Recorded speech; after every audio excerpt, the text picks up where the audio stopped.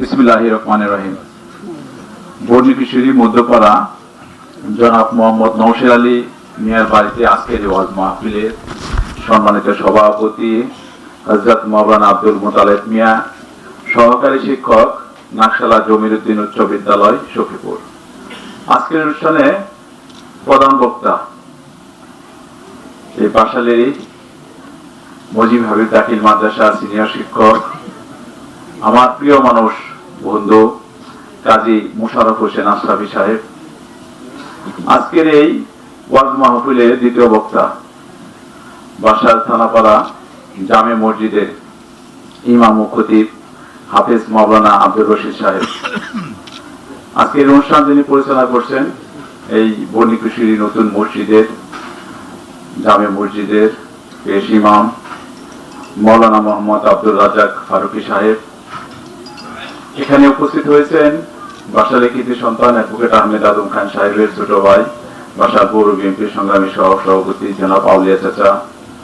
আমাদের মাঝে উপস্থিত আছেন আমার সফরসঙ্গী হিসেবে এখানে উপস্থিত হয়েছেন আমার বন্ধু বাসার পৌর বিএনপির সংগ্রামী যুগ্ম সম্পাদক জনাব শফিকুল ইসলাম লোটাস। উপস্থিত আছেন বাসার ৯ নম্বর ওয়ার্ড বিএনপির সংগ্রামী সভাপতি জনাব শরীফ ইসলাম বাবলু ভাই। উপস্থিত ৯ নম্বর ওয়ার্ড বিএনপির সাধারণ সম্পাদক মোশাররফ হোসেন। উপস্থিত বাসাল এই ৯ নম্বর ওয়ার্ড বিএনপির সাবেক সভাপতি জনাব আলাল ভাই। উপস্থিত আমার সাথে আগত ৩ নম্বর ওয়ার্ড বিএনপির সংগ্রামী সাধারণ সম্পাদক আব্দুল সালাম। উপস্থিত রওশন মামা, আলী আজম মামা।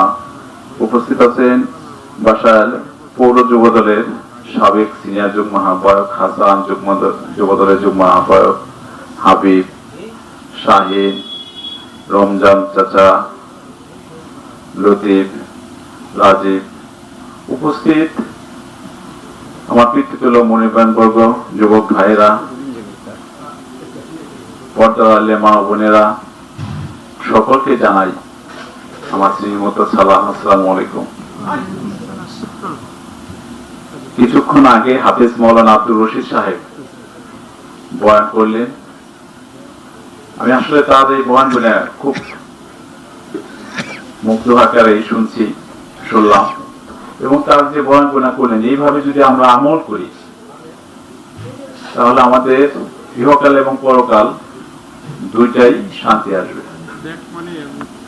আর আমরা যদি এই একটু পরে প্রধান বক্তা আলোচনা করবেন, দ্বিতীয় বক্তা আলোচনা করছেন, শুধু শুনে গেলাম আমল করলাম না, কোনো কাজে আসবে না। আজকে দেখেন যে এই ইসলামী জলসা বাদ দিয়ে অন্য কোনো প্রোগ্রাম থাকলে, কোনো অনুষ্ঠান থাকলে লোকের অভাব হয় না, কারণ ওইখানে শয়তান বেশি থাকে, এই জন্য লোকের কোনো অভাব হয় না। কিন্তু ইসলামী জলসা থাকলে সেখানে লোকের অভাব থাকে, এখানে দীর্ঘ সময় এখানে কেউ বসে থাকতে পারে না। এই জন্য আমরা যেখানেই ইসলামী আলোচনা হয়, হুজুরদের বয়ান আসে, সেখানে আদবের সহিত বসে তাদের বয়ান গুলো শুনবো এবং আমল করব। হুজুরের আগে একটু কথা বলে গেছে, আমানতের খেয়ানত। আরেকটা জিনিস আছে সাদকা। কেউ যদি সাদকাও করে তাহলে তার কাছে যে আছে যাকাত যেটা দেয়, তার কাছে যে আছে তাকে যাকাত দেওয়া উচিত। আগে তার শরীরের মধ্যে তার ভাইয়ের যদি না থাকে, যদি দুরবস্থা থাকে তাকে দেওয়া উচিত, তারপরে তার পাশের বাড়ি যে আছে তাকে দেওয়া উচিত। ঠিক তেমনি ভোটটাও কিন্তু একটা আমানত। আপনার ভোটও একটা আমানত। আপনি একটা মানুষের নির্বাচিত করলেন, সেই লোকটা যত খারাপ কাজ করবে সকল কিছু কিন্তু আপনার মধ্যেও আসবে, এবং যে ভালো কাজ করবে সেটাও আপনার মধ্যে আসবে। এবং ভোটটা পাবে কি? আপনার কাছে যে আছে আপনি তাকে দেন, যে ভালো মানুষটাকে। আমি আপনাদের কাছে বলবো যে এখানে একটু সালাম দিতে আসি শফিক মাস্টারের বাড়ি। শফিক আবার হাজী মালিক মাদ্রাসা খাতুন উচ্চ বিদ্যালয়ের সিনিয়র শিক্ষক। এখানে এই মালিক মাদ্রাসা খাতুন উচ্চ বিদ্যালয়ের বর্ণি কিশোরীতে 2 জন শিক্ষক আছে, একটা হলো ইসুফ আর একটা হলো শফিক। এই 2 জনের সাথে আমার খুবই ভালো সুসম্পর্ক, কারণ ওই মালিক মাদ্রাসা স্কুলের সাথে আমি দীর্ঘ সময়ের সাথে দিনের সাথে সম্পৃক্ত। ওই স্কুলে একসময় শিক্ষক ছিলাম, ওই স্কুল ম্যানেজিং কমিটির পরিচালনা সদস্য ছিলাম, আবার দীর্ঘ সময় ধরে ওই স্কুলেরই সভাপতি দায়িত্ব পালন করছি। নিজের সাথে খুব সুসম্পর্ক আছে। আমি আপনাদের কাছে অনুরোধ করব যে হুজুরদের বয়ান আপনারা শুনবেন এবং তা পালন করবেন। সেই সাথে আগামী জাতীয় সংসদ নির্বাচনের খুবই সন্নিকটে, খুব কাছাকাছি, 12 ফেব্রুয়ারি, 1.5 মাসের একটু উপরে আছে।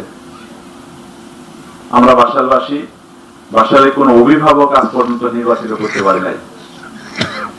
একটি সুযোগ এসেছে, আল্লাহ তাআলা তৈরি করে দিয়েছে যে আমাদের এই বাসালের সন্তান অ্যাডভোকেট আহমেদ আজম খান সাহেব, সে সারা বাংলাদেশে এখন পরিচিত মুখ, আলোচিত মুখ। দীর্ঘ 12টি জাতীয় সংসদ নির্বাচন হয়েছে, কিন্তু বাসার সখীপুরে থেকে, বাসার সখীপুরে যেহেতু একই নির্বাচনী এলাকা, এই বাসার সখীপুরে মিলাও আমরা এমন প্রার্থী অতীতে পাই নাই। সেটা আমাদের সৌভাগ্য যে বাসালের সন্তান অ্যাডভোকেট আহমেদ আজম খান সাহেব আগামী ত্রয়োদশ জাতীয় সংসদের নির্বাচনে বাংলাদেশ জাতীয়তাবাদী দলের প্রার্থী হয়েছে। আমরা যদি সকলে মিলে, সকল দল মত সকল কিছু ভুলে বাসালকে দেখি, বাসালের মানুষকে দেখি, বাসালের মাটিকে দেখি, সন্তানকে দেখি, তাহলে সম্ভব আগামী জাতীয় সংসদ নির্বাচনে বাসালের সন্তানকে এমপি নির্বাচিত করা। আর একটা এমপি যদি আমরা নির্বাচিত করতে পারি, আমরা একটা অভিভাবক পাবো, চাকরির ক্ষেত্রে অভিভাবক পাবো, ব্যবসার ক্ষেত্রেও পাবো, এবং সকল জায়গায় আমরা বলতে পারবো যে আমাদের বাসালের সন্তান এমপি হয়েছে, বাড়ি কোথায়, বাসায়। এই সুযোগটা হবে। আরেকটা জিনিস আছে যে মোটামুটি বোঝা যায়, আল্লাহ তাআলা যদি ঠিক মতো যেভাবে আছে এইভাবে যদি রাখে, নির্বাচন হইলেই জাতীয়তাবাদী দল বিএনপি সরকার গঠন করবে। আর বিএনপি সরকার গঠন করলে অ্যাডভোকেট আহমেদ আজম খান যদি আমরা এমপি বানাইতে পারি, তাহলে মন্ত্রীও পাবো। বিগত দিনে আমরা বাসার সখীপুর থেকে আজ পর্যন্ত মন্ত্রী পাইনি, সেটাও সম্ভব হবে।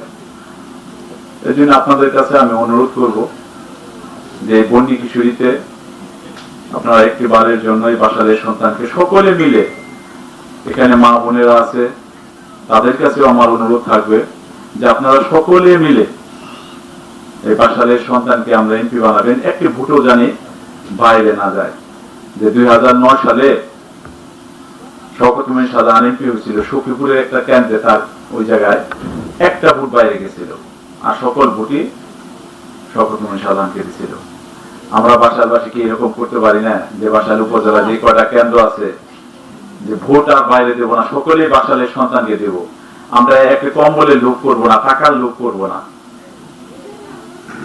একটা কিছু টাকার বিনিময়ে যদি একটা ভোট বিক্রি করে দেয়, তার জন্য কিন্তু আমরা যে তত খারাপ কাজ করবো, সকল কিছুই আমরা ভোগ করতে হবে।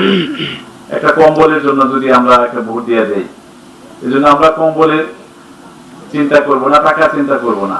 আর যে টাকার জন্য কম্বল নিয়ে ঘুরে বেড়াতেছে, তার বাড়ি কিন্তু বাসার সখীপুরে না, তার বাড়ি কালিহাটিতে।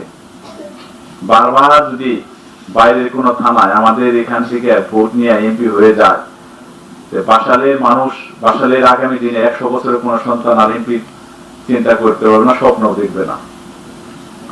আর অ্যাডভোকেট আহমেদ আজম খান সাহেবের যদি আমরা এমপি বানাইতে পারি, তাহলে আমরা না পারলাম আমাদের পূর্ববর্তী প্রজন্ম যারা আছে, তারা চিন্তা করবো যে না, বাসাল থেকে এমপি বানানো সম্ভব, সেও স্বপ্ন দেখবে। এই বন্যী কিশোরীর কোনো সন্তান এমপি হতে পারে, এক সময় সেই সুযোগ আসবে। যে আপনাদের কাছে আমি কথা বাড়াবো না, প্রধান বক্তা এখানে বসে রাখছে, এই জন্য আমি তাকে বসে কথা বলছি। এই জন্য আপনাদের সকলের কাছে ক্ষমা চাই, যেহেতু আজকে এই অনুষ্ঠান শুধু বক্তা, প্রধান বক্তা এবং দ্বিতীয় বক্তা আলোচনা শোনার জন্য আপনারা এখানে এসেছেন। আমি আমার কথাবার্তায় ভুল ত্রুটি হয়ে থাকলে আপনাদের সকলের কাছে ক্ষমা চাই। সেই সাথে অ্যাডভোকেট আহমেদ আজম খান সাহেবের জন্য ভোট চেয়ে আমি আমার কথা শেষ করছি। সকলকে ধন্যবাদ। আসসালামু আলাইকুম।